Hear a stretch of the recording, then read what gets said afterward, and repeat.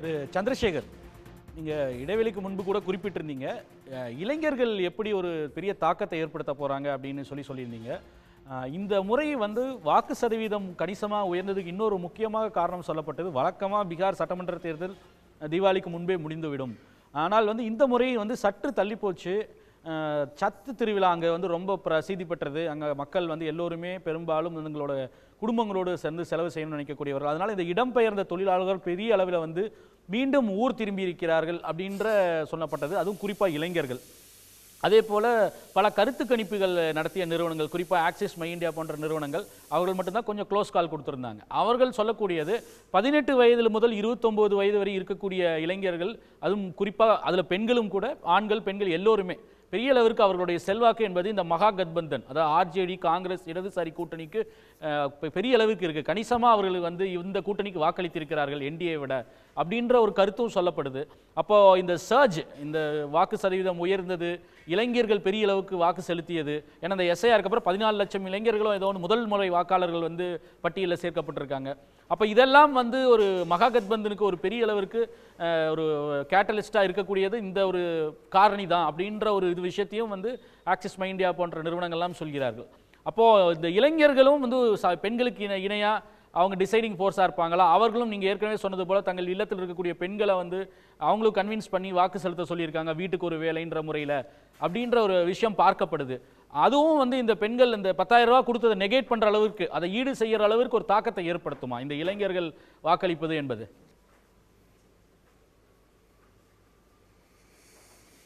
அதுதான் ஆர்ஜேடி, ராஷ்டிரிய ஜனதா தள், தேஜஸ்வி யாதவின் தலைமையில் நடைபெறும் இயங்கும் ஆர்ஜேடி மற்றும் எதிர்கட்சிகள் கொண்ட அந்த மகாகட்பந்தன் அந்த எதிர்பார்ப்பை தான் ஏற்படுத்தியிருக்கிறார்கள்.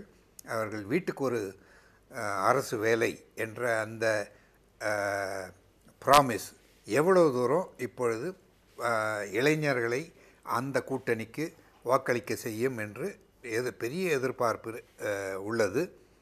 ஏனென்றால் அந்த இடம்பெயர்ந்த தொழிலாளர்கள் இப்பொழுது தீபாவளிக்காக வந்தாங்க, அப்புறம் சட் பூஜைன்னு ஒரு பெரிய ஃபெஸ்டிவல் இருக்குது, அதுக்கெல்லாம் வந்தவங்க அப்படியே இருந்து இந்த வாக்களிப்பில் பார்ட்டிசிபேட் பண்ணுறாங்க. அவங்களுடைய இது ஒரு டபுள் எட்ஜ் ஸ்வார்ட் மாதிரி. அவங்க வந்தது நல்லதாக போச்சு. அவங்க வந்ததில் அவங்க எலெக்ஷன்லேயும் பார்ட்டிசிபேட் பண்ண முடியும். ஆனால் அது எவ்வளவு தூரம் ஆளுங்கட்சிக்கு எதிராக போகுது என்பதை பொறுத்திருந்து பார்க்க வேண்டும். நிச்சயமாக ஒரு கணிசமான அளவில் இளைஞர்கள், வேலையில்லாத இளைஞர்கள், அப்புறம் புது வாக்காளர்கள், அவர்கள் இதுவரை புது வாக்காளர்கள் என்றால் 18 வயதுக்கு கடந்து முதல் முறையாக வாக்களிக்க போகும் அந்த இளைஞர்கள், அவர்கள் இதுவரை பீகாரில் இவர் நிதிஷ்குமார் என்கிற அந்த ஆளுமையை தான் பார்த்திருக்கிறார்கள். அவருடைய அரசை தான் இவர்கள் வாழ்க்கை பூராக பார்த்திருக்கிறார்கள். அவர்கள் மின்றி அந்த பழைய லாலு பிரசாத் சீஃப் மினிஸ்டராக இருக்கும்போதோ இல்லை அவருடைய மனைவி சீஃப் மினிஸ்டராக இருக்கும்போதோ இருந்த அந்த ஆட்சியை அவர்கள் பார்த்ததில்லை.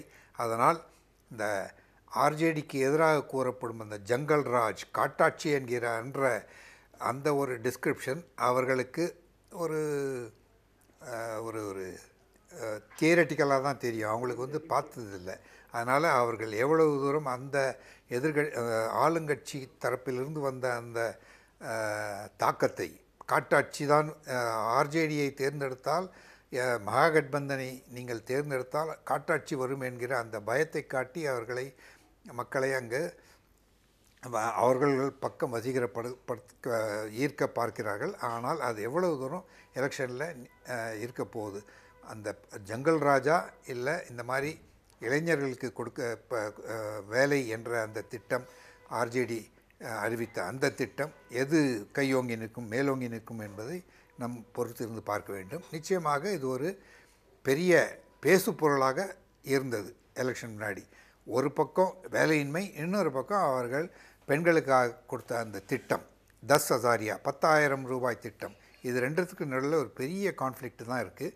இன்னொன்று, ஆனால் நீங்கள் பீகாரில் என்னதான் சொன்னாலும் ஜாதி அடிப்படையில் ஓட்டு என்பது ஒரு பெரிய அளவில் ப்ராக்டிஸ் செய்ய ஃபாலோ பண்ணுற அந்த ஒரு நிதர்சனமான உண்மையும் நாம் தெரிந்து கொள்ள வேண்டும். ஆர்ஜேடி என்றால் யாதவர்களின் ஆட்சி என்று ஒரு அந்த ஆளுங்கட்சியினர் ஒரு கட்டமைப்பு ஏற்படுத்தியிருக்கிறார்கள். அதை மற்ற யாதவர் அல்லாத மற்ற ஜாதியில் இருப்பவர்கள், அந்த சமூகத்தில் இருப்பவர்கள் நிச்சயமாக அதை ஒரு பெரிய விஷயமாக தான் பார்க்குறாங்க. அதனால தான் இந்த வாட்டி அவங்க மகாகட்பந்தனில் புதிய ஒரு சிறு பேக்வர்ட் கிளாஸஸ், பின்தங்கிய வகுப்பினரையும் அவர்களுடைய அணியில் சேர்த்து கொண்டிருக்கிறார்கள். முக்கியமாக விஐபி, விகால் ஷீல் இன்சான் பார்ட்டி என்கிற அந்த முகேஷ் சஹானி என்கிற அந்த தலைவரை அவர்களுடைய அணியில் சேர்த்து கொண்டு அந்த மல்லா என்கிற ஒரு சமூகத்தின் ஈர்க்கும் வேலை செய்திருக்கிறார்கள். அவர்கள் மல்லா என்கிற இனத்தினர் முக்கியமாக அவர்கள் ஃபிஷர்மென் மற்றும் போட்மென் அந்த இனத்தை சேர்ந்தவர்கள். மற்றும் இன்னொரு இந்தியன் இன்க்ளூசிவ் பார்ட்டி என்று இன்னொரு சிறு குறு இனங்களை தாந்தி என்ற ஒரு காம்பினேஷனை அவர்கள்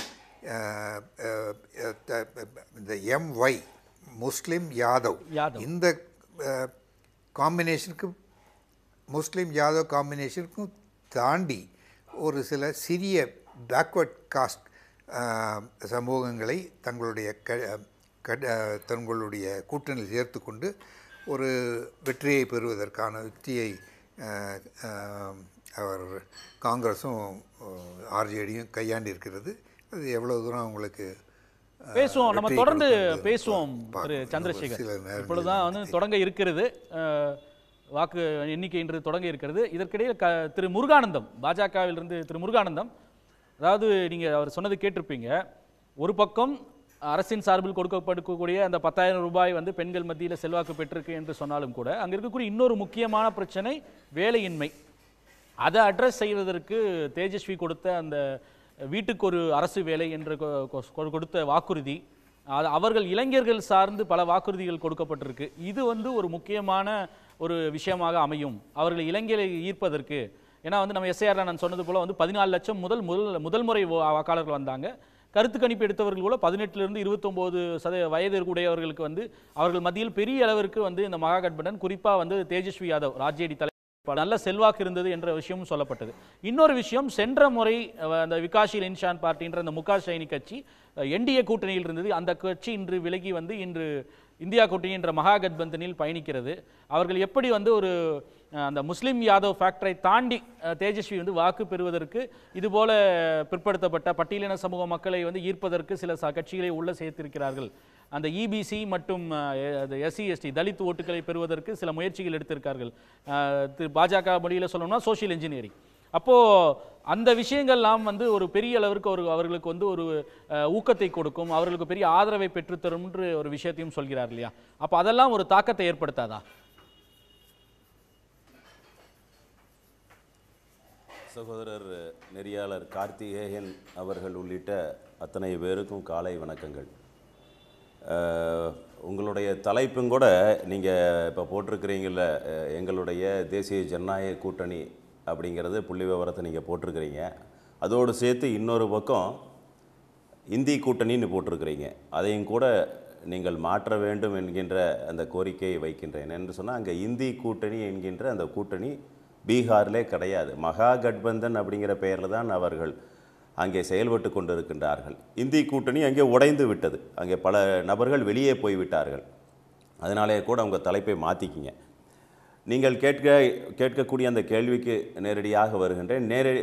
பீகார் மாநிலத்துக்கு நான் பொறுப்பாளராக பல ஆண்டு காலம் பணியாற்றி இருக்கின்றேன்.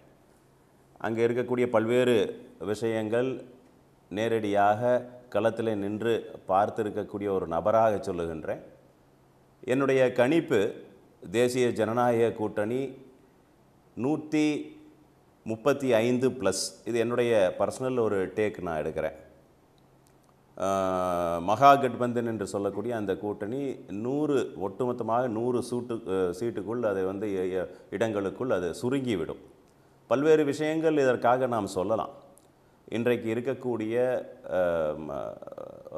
இளைஞர்கள், குறிப்பாக பெண்கள், விவசாயிகள் அத்தனை பேருக்கும் நம்முடைய பிரதமர் நரேந்திர மோடி அவர்களுடைய திட்டங்கள் நேரடியாக சரியான முறையில் அவர்களுக்கு சென்றடைந்திருக்கின்றது. யாரும் எந்த குறையும் சொல்ல முடியாத அளவுக்கு அந்த திட்டங்கள் நேரடியாக போய் சேர்ந்திருக்கின்றது. அப்படிங்கிறதுல அவர்கள் மிகுந்த ஒரு பாராட்டு பெறக்கூடிய ஒரு நபராக நரேந்திர மோடி அவர்களை பார்க்கின்றார்கள். அதே போல் நம்முடைய சகோதரர் பத்திரிகையாளர் அவர்கள் பேசுகின்ற போது சொன்னார், ஜங்கிள் ராஜ் அப்படிங்கிற விஷயத்தை இன்றைக்கு இருக்கக்கூடிய இளைய தலைமுறை மறந்து விட்டிருப்பார்கள், அதனாலே கூட அந்த தேஜஸ்வி யாதவுக்கு ஏதாவது வாய்ப்பு இருக்கின்றதா அப்படின்னு சொன்னார். அவர்கள் செய்த அந்த காட்டாட்சி அப்படிங்கிறது வந்து மிக மோசமான, அதிபயங்கர, படுமோசமான, அத்தனை பேர்த்தையும் அச்சுறுத்துகின்ற வகையில் அந்த ஆட்சி நடந்தது. நீங்கள் சொல்ல வார்த்தைகளால் வர்ணிக்க முடியாத ஒரு காட்டாட்சி. அதை இன்றைக்கும் அந்த சுவடுகளெல்லாம் மறைய வேண்டும் என்று சொன்னால் இன்னொரு ஒரு 50 ஆண்டு காலம் ஆகும். அதனால் இன்றைக்கு இருக்கக்கூடிய இளைஞர்கள் அதை மறக்கவில்லை, குறிப்பாக பெண்கள் அதை மறக்கவில்லை, கடந்து செல்லவில்லை. அதனால் இவர்கள் வந்தால் என்ன நடக்கும் அப்படிங்கிறது பீகார் மக்களுக்கு நன்றாக தெரியும். இன்றைக்கு முருகானந்தம் ஒரு குறுக்கீடு, புள்ளி நீங்க விவரங்களுடைய சட்ட ஒழுங்கு அடிப்படையில் அதை வந்து சரியாக பேணுவது தான் வந்து ஆர்ஜேடியுடைய முக்கியமான யூஎஸ்பி. அவர்களுக்கு பெரிய அளவிற்கு ஒரு மக்கள் மத்தியில் செல்வாக்கு கொடுக்கக்கூடியது, மது விலக்கு கொண்டு வந்தது மற்றும் சட்ட ஒழுங்கு வந்து பராமரிப்பது அப்படின்றீங்க. பட் அந்த தேர்தல் நடந்துட்டு இருக்கும் பொழுதே, பிரச்சாரம் போயிட்டு இருக்கும் பொழுதே உங்களுடைய ஜேடியு வேட்பாளர் ஆனந்த் சிங் வந்து ஜன்ஸ்வராஜ் கட்சியினுடைய வேட்பாளரை கொலை செய்து அவர் அந்த வழக்கில் கைது செய்யப்பட்டு நவம்பர் 1 கைது செய்யப்படுகிறார் மொகாமா தொகுதியில். கார்த்திகேயன் இல்ல நான் சொல்வது வந்து கொலை வழக்கில் குற்றம் பேசணும்னு வச்சுங்க. அவர் சொல்கின்ற மன்னிக்கணும் இடைவெளி பற்றி காட்டாட்சி என்று சொல்கின்ற மகா காட்டாட்சியை இப்போ நடத்தி கொண்டிருக்கின்றவர்கள் காட்டாட்சியை பற்றி என்று சொல்ற காட்டாட்சி என்ன என்ற மக்களுக்கு சேவை செய்வது காட்டாட்சியா? வழக்கு அதை பேப்போம், விரிவிப்போம். எப்போ இந்த மாதிரி ஒரு சம்பவம் வந்து தேர்தலின் போதே நடப்பதெல்லாம் வந்து ஒரு செல்வாக்க கூட்டுமா? அந்த இளைஞர்கள் மத்தியில் அதை பார்க்கக்கூடியவர்கள் எப்படி புரிந்து கொள்வார்கள்? சட்ட ஒழுங்கை பற்றி ஒரு விமர்சனம் வைக்கும் பொழுது அது உங்களுக்கு எதிராகவே திரும்புவதற்கும் வாய்ப்பு இருக்குல்ல, திரு நிதிஷ்குமாருக்கு எதிராக. அதையும் வந்து இளைஞர்கள் பார்ப்பார்கள் இல்லையா இந்த சோசியல் மீடியா யுகத்தில்? பார்த்து கொண்டு இருக்கின்றார்கள். இப்போ நீங்கள் மணி 8 ஆச்சுங்க கார்த்திகேய, நம்ம ஒவ்வொரு விஷயத்தை நம்ம பார்க்கத்தான் போகின்றோம், இதை பார்க்கத்தான் போகின்றார்கள். ஏற்கனவே நடந்த காட்டாட்சி அதற்கான பலன் எப்படி தருகின்றது அப்படிங்கிறதை நாம் பார்க்க போகின்றோம். இது மட்டும் கிடையாது, நீங்கள் வந்து அது என்ன தவறு யார் செய்திருந்தாலும் தவறு தான். நான் யாருக்கு சப்போர்ட் பண்ணி ஒன்றும் பேசலை. அதே மாதிரி தமிழகத்தில் பல அரசியல் கட்சிகள் இங்கே அவர்கள் ஆட்சி செய்து கொண்டு இருந்த பொழுது அப்போ நடந்திருக்கக்கூடிய எலெக்ஷனில் எப்படியெல்லாம் நடந்து கொண்டு இருந்தார்கள் அதையும் நம்ம பேசணும்னு வச்சுக்க, அது ஓயவே ஓயாது. அதனால் இன்றைக்கு இருக்கக்கூடிய காலகட்டத்தில் at a larger perspective, ads a larger point, யார் ஆட்சிக்கு வந்தால் சரியாக இருக்கும்? நம்மளுடைய பீகார் தேர்தலில் அந்த மக்கள் என்ன நினைக்கின்றார்கள் என்றால், மத்தியிலே இருக்கக்கூடிய அரசாங்கம் மாநிலத்தில் இருக்கக்கூடிய அரசாங்கத்தோடு சுமூகமாக இருந்தால் பல்வேறு நம்ம சலுகைகள் நேரடியாக வந்து சேரும் அப்படிங்கிறதுல வந்து இன்றைக்கு பல மாநிலங்கள் அந்த கருத்துக்கு ஒத்துப்போகின்றது. நம்ம மத்தியிலே ஒரு ஆட்சி, மாநிலத்திலே வேறு மாதிரி ஆட்சிகள் இருந்தால் நேரடியாக திட்டங்கள் வந்து சேருவதிலே பல இடையூறுகள் இருக்கும். அதில் இன்றைக்கு மக்கள் அதை தெரிந்து வைத்து கொண்டிருக்கின்றால், தெளிவாக இருக்கின்றார். அதில் குறிப்பாக பீகாரினுடைய இளைஞர்கள், பெண்கள், விவசாய பெருங்குடி மக்கள் அதில் தெளிவாக இருக்கின்றார்கள். மத்தியிலும் மாநிலத்திலையும் ஒரே மாதிரி ஆட்சி இருந்தால் நம்முடைய பீகார் மக்களுக்கு நல்லது என்று நினைக்கின்றார்கள். அது நிச்சயமாக இந்த தேர்தலிலே பலன் தரும். 20 ஆண்டு காலம் தொடர்ந்து நிதிஷ்குமார் அவர்களுடைய தலைமையில் இருக்கக்கூடிய அந்த ஆட்சி ஆன்டி இன்கும்பன்சி என்று சொல்லுவார்கள், அது இல்லாமல் இன்றைக்கு ப்ரோ இன்கும்பன்சி இன்றைக்கு இந்த அரசாங்கத்தின் மீது விழுந்திருக்கின்றது. அது ஒரு நல்ல ஒரு பார்வை. நீங்கள் வந்து போல் ஆஃப் போல்ஸ் என்று சொல்லக்கூடிய அதையும் நீங்களும் பார்த்திருப்பீர்கள். கற்றறிந்தவர்கள் நீங்கள் எல்லாம் இருக்கின்றீர்கள், அதையும் கூட நீங்கள் பார்த்திருப்பீர்கள். 90% தேசிய ஜனநாயக கூட்டணிக்கு அதிக வாக்குகள், அதிக இடங்கள் கிடைப்பதற்கான வாய்ப்பு என்று சொல்லி இருக்கின்றார்கள்.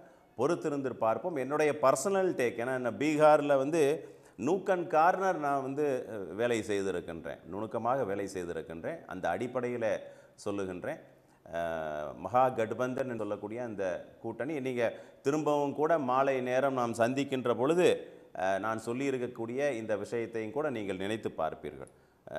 3 நிச்சயமா வந்து மதியமே தெரிந்துரும் நினைக்கிறேன். நீங்க சொல்லக்கூடிய கருத்தோ இங்க இருக்கக்கூடிய யார் சொல்லக்கூடிய கருத்து எது நிரூபணமாகுது, மக்கள் எதற்கு வந்து மதிப்பளித்திருக்கிறார்கள் நமக்கு தெரிஞ்சிடும். உங்ககிட்ட எனக்கு ஒரு சிறிய விளக்கம் மட்டும்தான். அப்போ 20 ஆண்டுகள் நிதிஷ் ஆட்சியில் இருந்தார். திரு சந்திரசேகர் அவர்கள் வந்து பேசும்போது கூட அதை குறிப்பிட்டிருந்தார். அதாவது எப்படி இந்த முறை வந்து இடம்பெயர்ந்து பெரிய அளவிற்கு வேலையின்மை காரணமாக இளைஞர்களும் ஆண்கள் வந்து வெளிமாநிலங்களுக்கு, குறிப்பாக தென் மாநிலங்களுக்கு போகக்கூடியதெல்லாம் பார்க்க முடிகிறது. அது ஒரு பேசுபொருளாக வைத்திருந்தார் ஜன்ஸ்வராஜ் கட்சியினுடைய தலைவர் பிரசாந்த் கிஷோர். அது முக்கியமான ஒரு காரணியாக இந்த தேர்தலில் இருந்திருக்கும், குறிப்பாக இளைஞர்கள் மத்தியிலும்னு சொல்லியிருந்தாங்க. அப்போ 20 ஆண்டுகள் ஆட்சியில் இருந்து ஒரு தலைமுறைக்கான காலம் இருந்தும் அதை உருவாக்காத நிதிஷ்குமார் மீது இளைஞர்களுக்கு ஒரு விமர்சனம் வராதா? மாறாக 1 கோடிக்கும் மேற்பட்ட குடும்பங்களுக்கு வந்து ஒரு குடும்பத்துக்கு ஒரு அரசு வேலை என்று சொல்லக்கூடிய ஒரு வாக்குறுதி அது எடுபடுமா அப்படின்ற ஒரு கேள்வியும் எழுதலையா? கார்த்தி, இன்றைக்கு பீகாரினுடைய இளைஞர்கள் பழைய மாதிரி கிடையாது. இன்றைக்கு அத்தனை பேரும் சமூக வலைதளம் வந்ததற்கு பிறகு ஒரு பெரிய புரட்சி நடந்திருக்கின்றது. நீங்கள் சொல்கிறது சரியா, நான் சொல்கிறது சரியா அப்படின்னு சொல்லி பகுத்து ஆய்ந்து அவர்கள் சிந்திக்கின்ற அளவுக்கு இன்றைக்கு சமூக வலைதளத்தில் ஒரு புரட்சி இருக்கின்றது. யார் என்ன வேணாலும் கம்பேர் பண்ணி பார்த்துக்கலாம். நீங்கள் வந்து இன்றைக்கி நிதிஷ்குமார் அவர்களை பொறுத்த வரைக்கும் காங்கிரஸோடும் கூட்டணி வைத்திருக்கின்றார், பிஜேபியோடும் கூட்டணி வைத்திருக்கின்றார். இன்றைக்கி இருக்கக்கூடிய காலகட்டத்தில் ஒரு நல்ல முடிவு எடுத்து எங்களோடு பயணித்து கொண்டிருக்கின்றார். அவர் முடிவு செய்திருக்கின்றார், யாரு கூட சேர்ந்தோம்னா தொடர்ந்து நாம் வந்து நம்முடைய பீகாருக்கு சரியாக இருக்கும். இப்போது உங்களுக்கு ஒரு சோஷியல் ஸ்பெண்டிங் என்று சொல்லுவார் ஆங்கிலத்தில். சம்பாதித்த பணத்தை தன்னுடைய மாநிலத்தில் வந்து செலவழிக்கக்கூடிய மாநிலங்களில் எது முதன்மையாக இருக்கின்றது அப்படின்னு சொல்லி அதை பார்க்கின்ற பொழுது பீகார் டாப் 3 மாநிலத்தில் இருக்கின்றது. இங்கே இருக்கக்கூடிய வேலைக்கு வெளியே சென்று இருக்கக்கூடிய இளைஞர்கள், பெண்கள் யாராக இருந்தாலும் சரி, திரும்பவும் சம்பாதித்த பணத்தை பீகாருக்கு கொண்டு வந்து அதிக அளவில் செலவு செய்திருக்கக்கூடிய மாநிலத்தில் பீகார் டாப் 3ல் இருக்கின்ற சோஷியல் ஸ்பெண்டிங் மாநிலத்தில். அப்போது அப்படி செய்கின்ற பொழுது அது ஒரு பாசிட்டிவ் இம்பேக்டாக தான் பல்வேறு கருத்து கணிப்புகள், பல்வேறு வல்லுநர்கள் சொல்லுகின்றார்கள். அதை ஒரு கட்டமைப்புக்காக அவர் பயன்படுத்த விரும்புகின்றார்கள் இளைஞர்கள் அப்படிங்கிறது, அந்த பார்வையும் கூட வைக்கப்படுகின்றது. அதே போல் இன்றைக்கு நரேந்திர மோடி அவர்கள் மீது இளைஞர்கள், பெண்கள், குறிப்பாக விவசாயிகள், இவர்கள் நீங்கள் இபிசி என்று சரியாக குறிப்பிட்டீர்கள். அந்த செக்டார் வந்து இன்றைக்கி பீகார் எலெக்ஷனில் த மோஸ்ட் க்ரூஷியல் ஓட்டர்ஸு. அவங்க அந்த இபிசி என்று சொல்லக்கூடிய அந்த செக்டார் ஆஃப் பீப்புள் வந்து இன்றைக்கு முழுமையாக பாரதிய ஜனதா கட்சி அந்த கூட்டணியின் பக்கம் திரும்பி இருக்கின்றார்கள். பெரிய ஒரு மாற்றத்தை நாம் காண இருக்கின்றோம். குறிப்பாக நம்முடைய பிரசாந்த் கிஷோர் அவர்களுடைய அந்த கட்சியை பொறுத்த வரைக்கும் என்னுடைய பர்சனல் டேக்கு மேபி 1 சீட்டு அல்லது 2 சீட்டு வாங்கலாம், அவ்வளோதான். உடனுக்குடன் செய்திகளை தெரிந்து கொள்ள சன் நியூஸ் பெல் ஐகானை கிளிக் பண்ணுங்க.